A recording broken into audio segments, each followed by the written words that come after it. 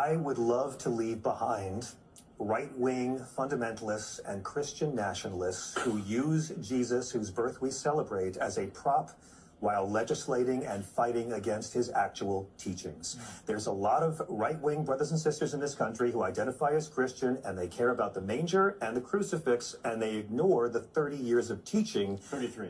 Well, actually 3 years of teaching he did in between. Jesus is not an ally of the Republican Party. There is no overlap between Jesus and the policies of Donald Trump. In South Carolina, they tried to have a bill this year calling for the death penalty for abortion. We're so pro-life, we'll kill you. That's where we're at right now. That's Stephen Wright. I would kill for a Nobel Peace Prize. Yeah. Seeing the Pope this week enrage these right-wing Christians so much because he acted like Jesus in blessing gay unions. Yep. Jesus is not anti-immigrant. He commands people to welcome the stranger. He never mentions abortion. The Bible never condemns abortion.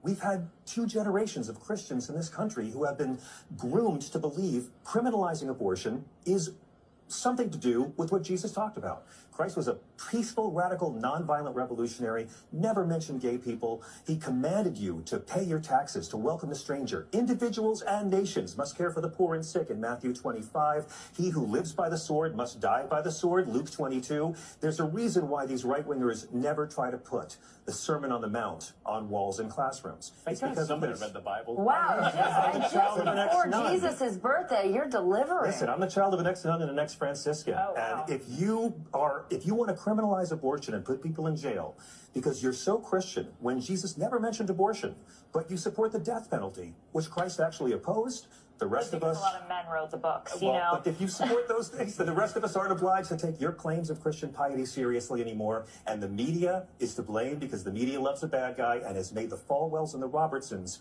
pass for what Christianity is for a generation. It's time to take the Bible back from the hypocrites and thugs.